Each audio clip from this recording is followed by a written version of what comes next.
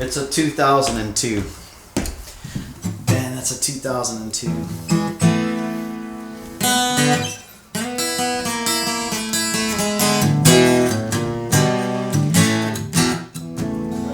I remember one of Pastor Lee's first requests. This was like my first year, and I didn't know how to lead worship. I was in a bar band, and so he was like coaching me. But I remember this. It was, Lord, I lift your name on high. Lord, I love to sing your praises. I'm so glad you're in my life. I'm so glad you came to save us. You came from heaven to earth to show the way. Come on, I don't remember the rest. The earth and the cross. No, the cross, of course. From the earth, you know the song? Yeah. From the grave to the sky, Lord, I lift your name on high. Lord, I lift your name on high. Oh man, I could go on and on. That was a great song. Cool. I think we're ready to get started. It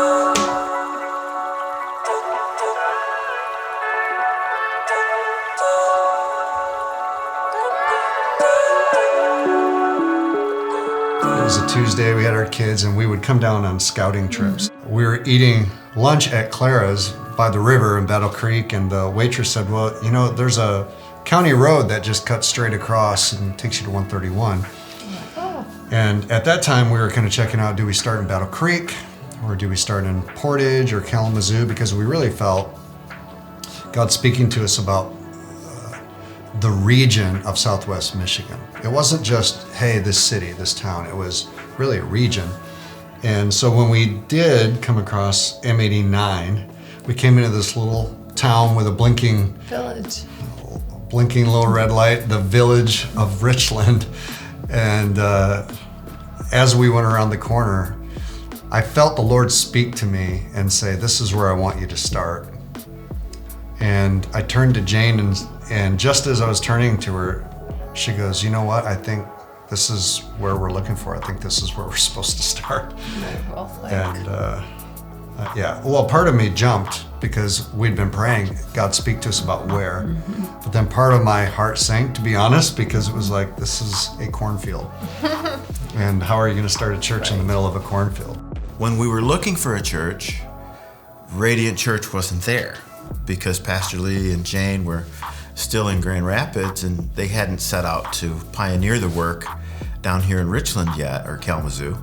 And so it's just kind of funny. We were looking and couldn't find them because they weren't there. And then we had a mutual friend come to tell us that, hey, you know what? There's going to be a new church starting, and they're going to meet in Richland. So the first gathering of Radiant Church, at that time it was called Resurrection Life Church, was in the Gull Lake Community High School cafetorium. Which is now the middle school. Right. Mm-hmm. On September the 8th, 1996, in the room affectionately referred to as the Devil's Den.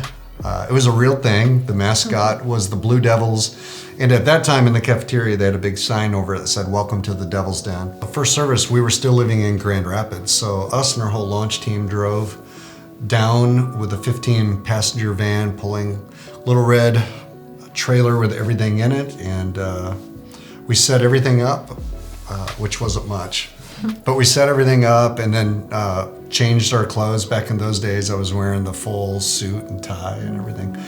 So we did that, and then immediately I kind of went to a back room that was behind the main stage. I was praying, and you know, I'll tell you what, I don't think I've ever prayed harder, because you're like, is anybody going to come?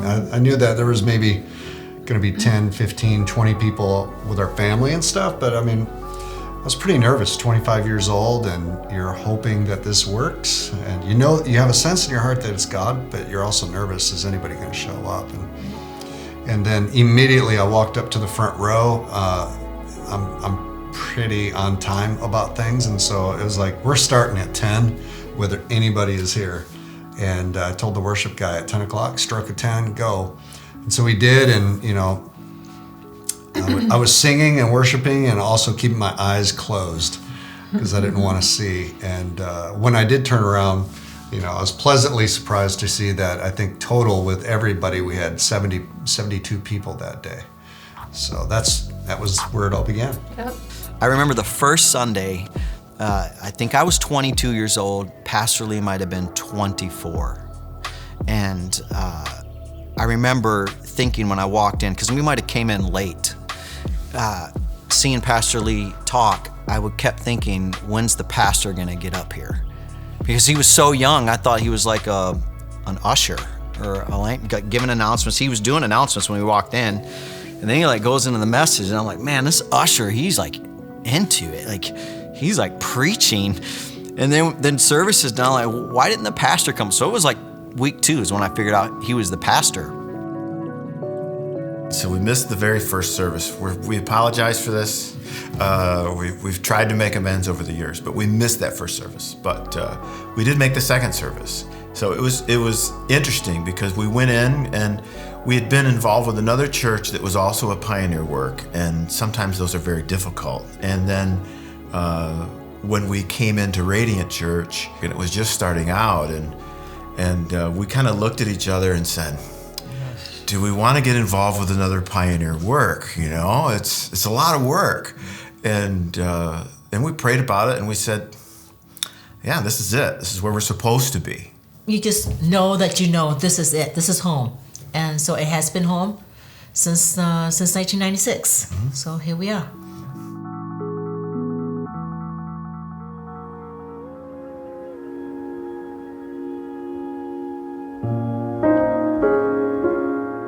So Jen and I, we were high school sweethearts. We met in our senior year, and we got married right after high school, with no one really educating us how to be a couple.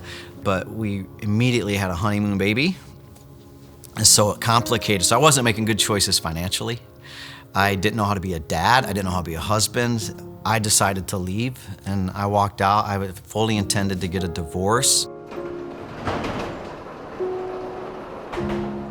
I remember praying in a friend's bedroom that I was staying at the time when we were separated, and I heard 2 things: go get Christian counseling and go back to church. So I called Jen up, and we had we talked, and I said, I get these 2 things. Let's go back to church. We didn't want a divorce, but we didn't want what we had either. We walked into Radiant Church in Kalamazoo on their first Sunday, purely by coincidence. I didn't know it was a startup. I didn't know it was a plant. I just knew it was a church meeting in a gym someone told me about. We walked in, it was meeting then it was the Gull Lake High School. I had a dream to go into the music industry. And we had moving to Nashville, Tennessee, and that was the thing that was killing us. My dream was Jenny's nightmare. And so I had made up my mind, I'm all done with music. That's one of the issues in our marriage, is me pursuing something that I thought I wasn't good at. And so we walked into Radiant, and I'd never been when I'm at a place or wherever, I want to be part of what's happening. So I've never been a bench warmer. So I went up to Pastor Lee, I think it was the following week after our first time there, and I said, hey, I want to help out. And I was avoiding music because I felt like the Lord told me lay it down. I was never going to pick up my guitar again. And Pastor Lee said, well, what do you do? And I wanted to avoid music, so I wasn't talking about it. And I said, well, I have a son, and I've learned how to change diapers so I could work in the nursery. And he's like, yeah, but what do you do? And he just kept pushing. And he said, is that what you're excited about? I'm not excited about diapers. But yeah, I could do that. And he's like, what do you do though? What are you good at? And I just happened to say, well, I noticed you didn't have a bass player in your band. And I said, I could probably play that for you. The following week, they bought a bass for me. Pastor Lee bought a bass, and I went up, started playing bass 3 weeks into the church plant. I did that for probably about 6 or 7 months before they asked me to lead worship. But it was amazing for me because it felt like God resurrected the dream and gave it a whole other life.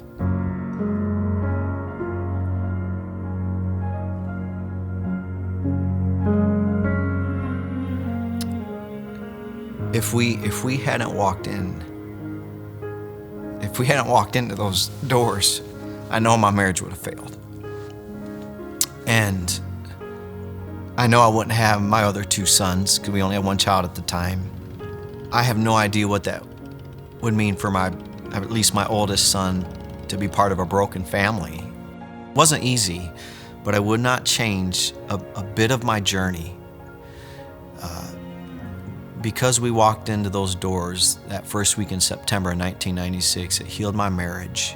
There was an invitation to be a part of the worship that 17 years later leads to Jackson, Michigan, where hundreds of people are worshiping, and we're seeing people get set free from drug addictions. Atheists come to know the Lord. Marriages get healed here. There's a lot of freedom, a lot of life. It's really hard to put all that into that question, like what it means, but it means life change. It means finding real purpose and a sense of fulfillment that I don't think I would have ever got if I hadn't walked through those doors. I probably would have kept chasing the wrong thing. And so for me, it means I feel blessed.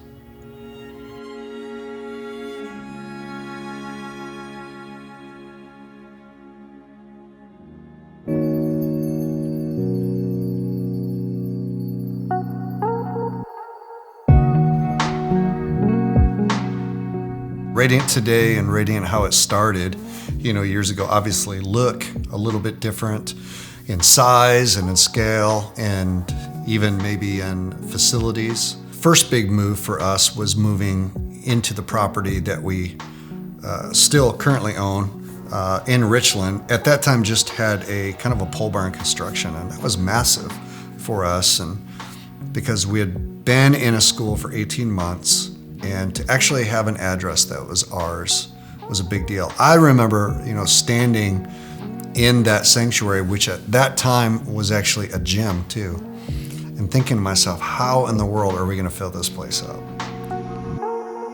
In the next 5-6 years, Radiant went from being, 120 people to being several hundred people in multiple services. And as we begin to dream about the future and think, okay, what type of space do we want? And working with architects and kind of scoping that out, the idea of having a sanctuary that sat 1,000 people, and then the supplemental support classrooms and things like that in the parking, it just literally seemed overwhelming, but we knew that the growth was going to need it. And every aspect of our building was completely maxed out, and yet it would have been nice to have millions and millions of dollars sitting in a bank account going, oh, it's great, this is not challenging. But it was a faith step. The step of starting a church, the step of then buying our first property, 20 acres with 15,000 square foot for $630,000. That seemed like, oh my gosh. And then building our sanctuary in Richland, which was $3.5 million, and then buying Portage, and that whole merger that took place. And then now, here we are looking at, the downtown project is another one of those phase steps. Every single step, two things have happened. There's been an invitation and a demand on our faith, and then there's been the miracle of God to make it happen. Because every building, every project that we've ever done, there is a miracle that is attached to it. So in 15 years, obviously, much has changed in regards to how big the church is, how many people attend, how many campuses we have. So we've been a part of a lot of, I would say, changes in the sense of structures, brick, mortar. All of those changes were really a result of God's faithfulness, God's timing, and really the one constant has been, we want to be a praying and a worshiping church. Like we haven't changed our heart or mission. We've changed some of the ways we've gotten there, and we've changed some of the, maybe the methodology, but the message and the heart for who we want to be as a church has been the constant. And I think that's the miracle hand of God. It's been beautiful.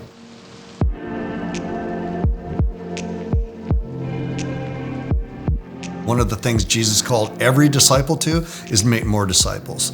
Well, if you take that same kingdom logic and apply it to churches, when God causes you to grow and you're a healthy environment, the overflow of that is multiplication. Just like a disciple makes disciples, churches make churches. The overflow of that for us is that Radiant has multiplied multiple times over. We've become a church that plants churches that plants churches. And so we formed the Radiant Network not just to have an organization, but it's really a family. It's a family of churches and it's a family of leaders, and we've had the privilege of sending out some of our best. What's really interesting to me is that in America, 1,500 churches close their doors every single month because they're not growing. And most churches are not seeing significant growth. Every church that we have planted, and I think we've planted 13 churches, is growing, it's thriving, it's healthy. Because healthy things produce healthy things. And healthy people produce healthy people. Healthy churches produce healthy churches. So Radiant Network is the overflow of the dream and the vision that we've had to see kingdom expansion. We've been able to help young leaders go to different cities, carry our spiritual DNA, and do what we've done here. And then we've also adopted some churches that already existed that wanted to be a part of a family. So across North America and even in some other nations now, we have a family of local autonomous local churches that love one another, and we're sharpening and encouraging one another in the midst of the days that we live in.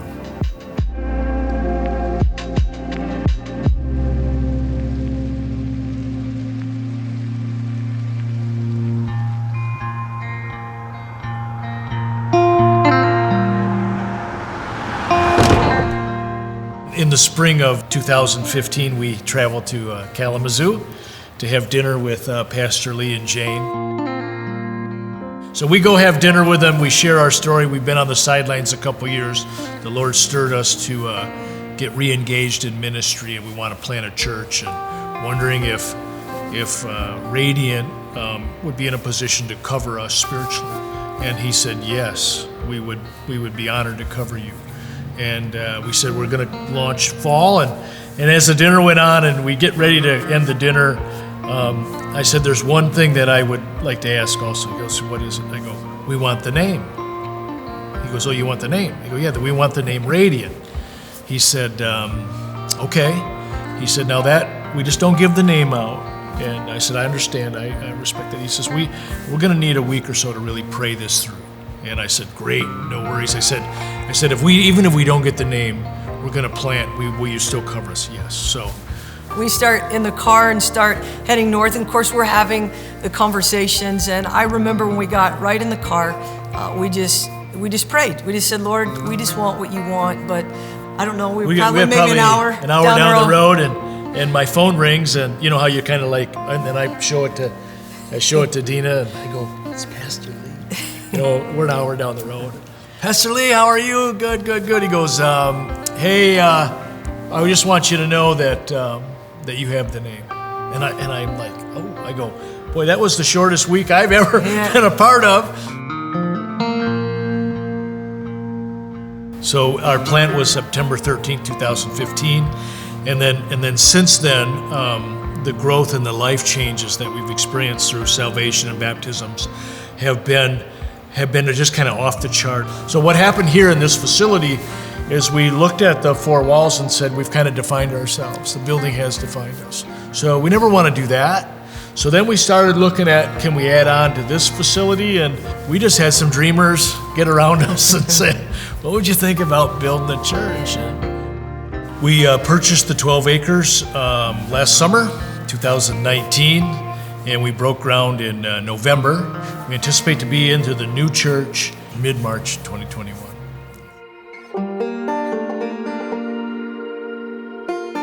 As we began the process to build, meet with the architect and had a team, our youth pastor, Pastor Barrett Howard, who had been with us for the plant, he came to me and said, I just haven't seen myself in the new building. And I said, well, hold it. You know, this thing's going down the road. Don't say anything to anybody. I said, but we should pray about it. Well, in that, we had gone and seen the facility of this church in Grayson County, which is an hour away from us. And through that, the Lord dropped in his spirit that he was to go do this. And so right away, went to the network and said, hey, we have an opportunity to plant out of our church. Oh, great. We're about planting churches and strengthening the churches of today. And I use my same line. Oh, by the way, we want the name. And, oh, you got the name. Yeah. So we say that just humbly. So back in January of this year, we began the process to plant a church. And when we calendarized it, it would plant on our 5-year anniversary to the day. He's missed. But it's also a bigger picture because we're expanding the kingdom. And just as my children have given me grandchildren, it is a true joy. And we're enjoying the joy of the fruits of his labor and seeing them reach lives in a county that needs what that church is bringing. I really believe that there's just such a hunger and a need for what I believe the vision is at Radiant, that across, as we even hear stories of other churches being planted, there's a need in our world for what the church as a whole is doing. But we really have a passion about what God's placed in our heart and how to reach the culture. And we're excited about it. We're excited about other small towns getting the opportunity to be touched by the vision that God has placed in the Radiant organization.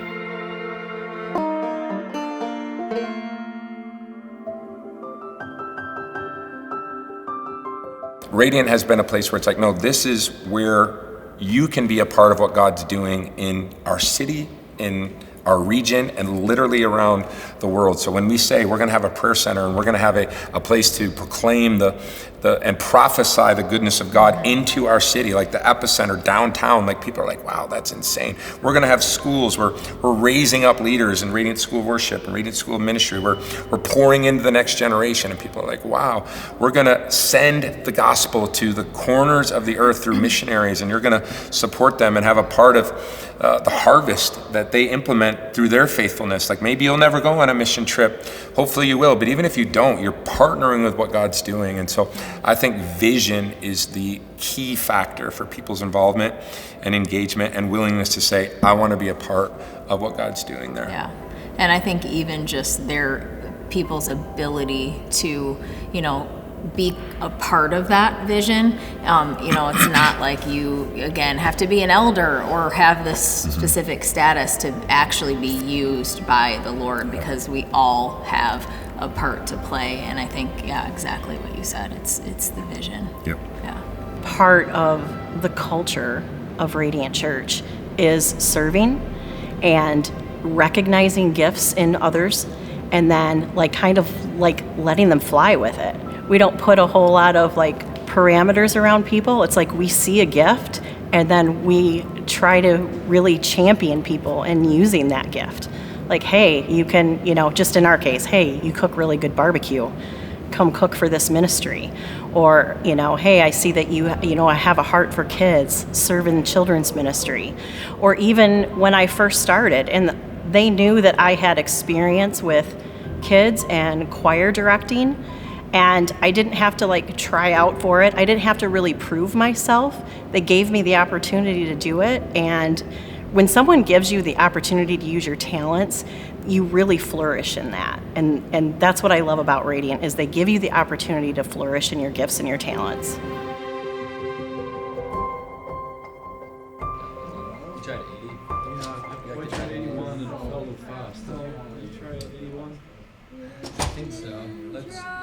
I'm down.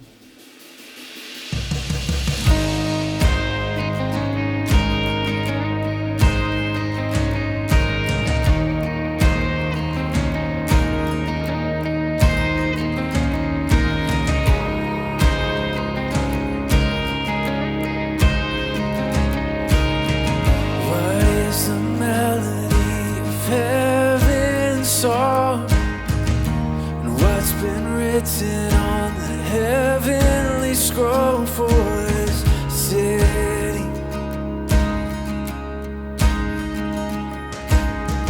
What would it mean to be a city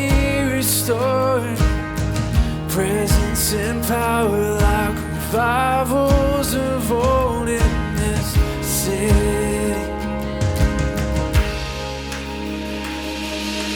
Prayer in His house, I can feel the walls are shaking. Praise in the streets, and I can hear the city singing. Oh, the Lord is here.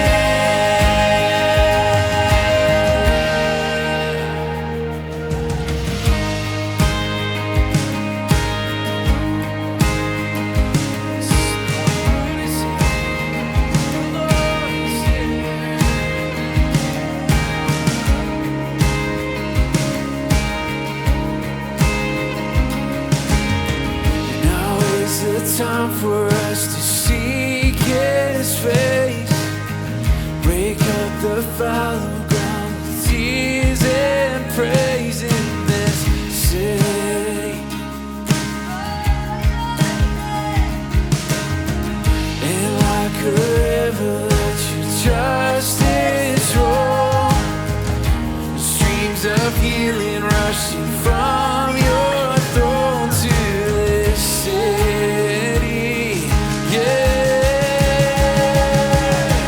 Prayer in His house, I can feel the walls are shaking. Praise in the streets, I can hear the city singing. Oh, the Lord is there.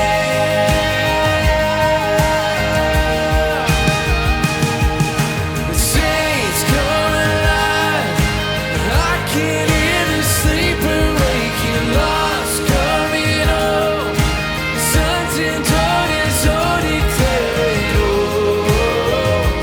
the Lord is here.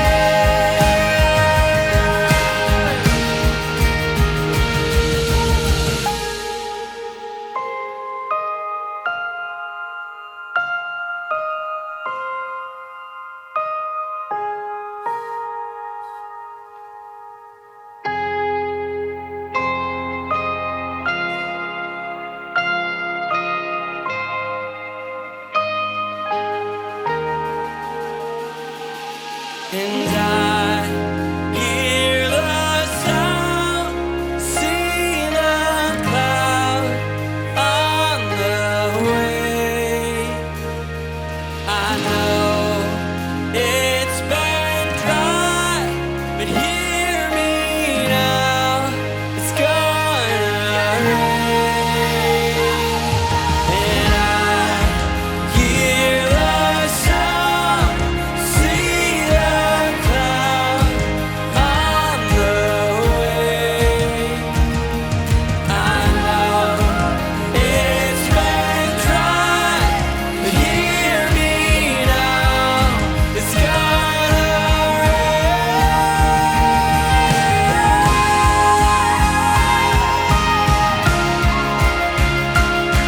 I can see it now. It's gonna rain, it's gonna rain, it's gonna rain, it's gonna rain, it's gonna rain, it's gonna rain, it's gonna rain. And I hear the sound, see the cloud on the way. I know it's been dry, hear me now, it's gonna rain. Prayer in His house, oh, I can feel the walls are shaking. Praise in the streets, oh, I can hear the city singing. Oh, the Lord is there.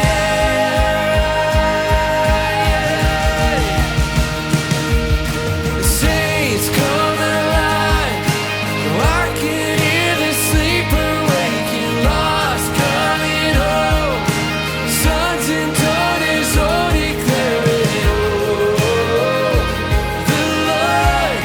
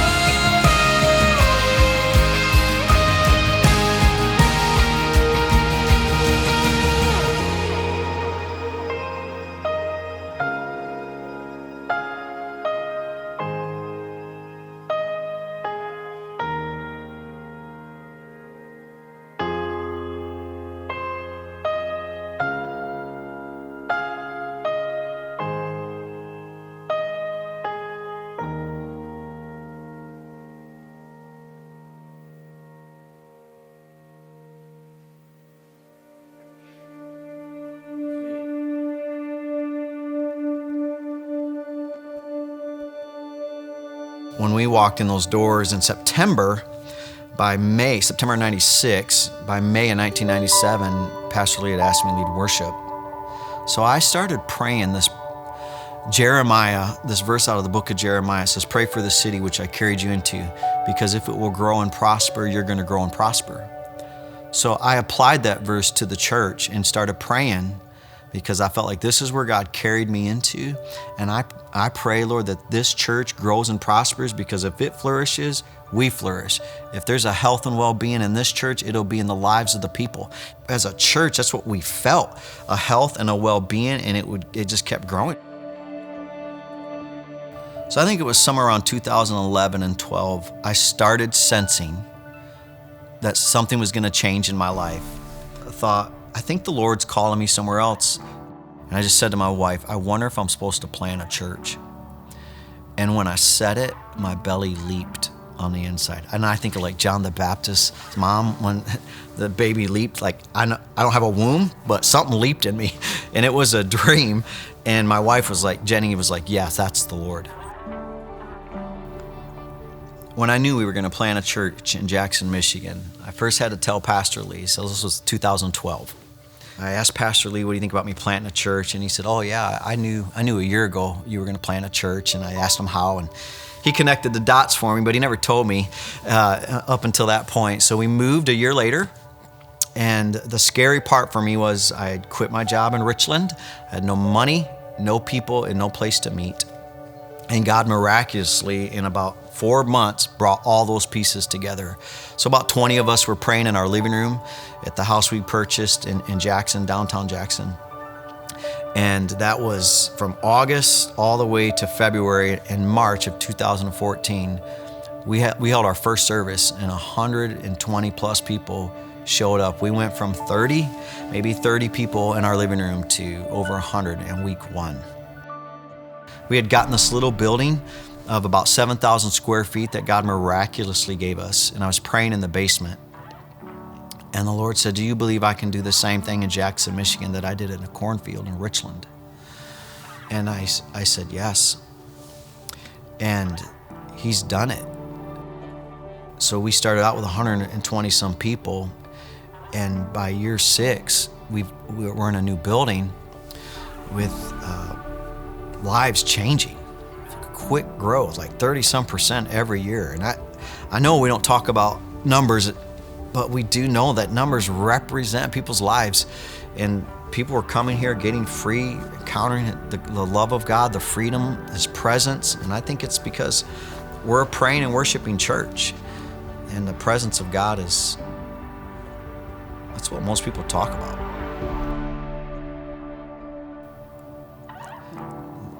For me, the most powerful thing of this whole story, it's when I was in Kalamazoo and my kids were in children's ministry. And I had no idea when I'm sending my kids off to a classroom or to a summer camp, that meant 18, 19 years later, one of my sons is going to be an associate pastor here. He is going to have a family, a godly family that's going to thrive. Probably he's going to one day take over the church or plant a church of his own. All 3 of my sons are serving in ministry. Worth it. That's the biggest piece for me, is not like what God has done for me or for Jackson. It's like it's changed the lineage of my family. It is about the kids. It is about the next generation. That's why I keep showing up. It healed my marriage. My family grew. I have kids in ministry. And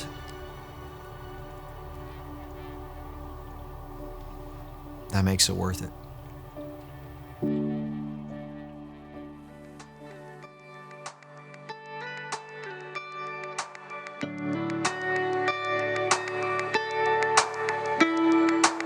What excites me about the future of Radiant is we've already seen the Lord move in ways that were honestly impossible, and he's done more than we could ever ask, think, or even like imagine, honestly. And to be part of all of those seasons and to see his faithfulness, I think it's exciting to know that he's not done yet. He's not done with Radiant Church. He's not done with us. He's not even done with the people that have yet to actually know him because of, again, the influence and the reach that we as the body of Christ, that are Radiant Church, we are the body of believers, like those, there's people that don't know him yet that are going to honestly change the world.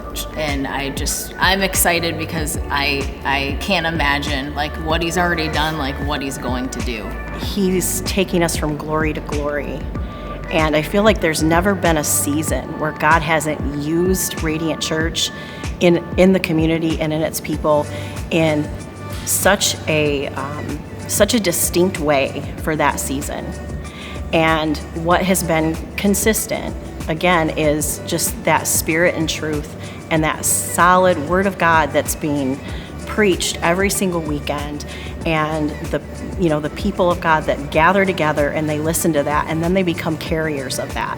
And they don't just come into a building and sit down and listen to a message and hear some songs, but they actually take that with them, and then they're impacting their own communities in their workplace and in their families. That is what is unique to Radiant Church, is it's not just this building, it's not just the staff, and it's not just the pastors here that are preaching the word, but it's the people that are carriers of that, and they're becoming true disciples.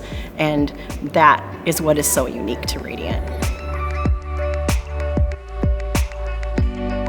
Never had a major, like we went from this to thousands in 1 year, but never had a year where there wasn't growth. Even during, 2020, it's like our expansion, our reach, our finances, our engagement has continued to grow.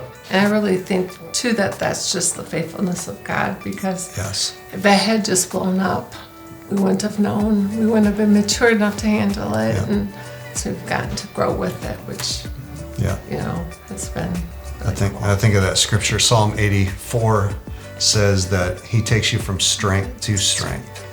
And that's really the story of Radiant. We've gone from one level of strength and growth to another. It's not been a massive quantum leap at any time, but it's just consistent, faithful growth and development. Not even having 10,000 people doesn't excite me.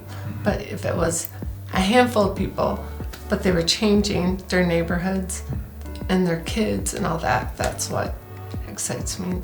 The discipleship, just the changing of people's lives is really it. And then God's so faithful to bring the people in, to move that vision along, because obviously we couldn't do it on our own. We are here because of the faithfulness of other people that actually submitted and surrendered and were obedient to the Lord and what he was asking them to do. And I think often, we can even discount our small, part, or hey, we only have this. Maybe it's my time serving. Maybe it's, I can only give a little bit to this campaign. And it's just incredible to have been part of, obviously, all the seasons of Radiant, but also looking back, we are only here because of the faithfulness of those that actually, prayed and gave and believed God for that little white chapel church. To see now all of the people that are on the other side of that has just, it's humbling, because it allows us, honestly, just a perspective that really gives me faith to trust and believe God for more, and to look at Portage campus, to look at downtown. Just to look at that, not even through the lens of, it's not buildings, it's not services, it's people and it's lives changed for eternity.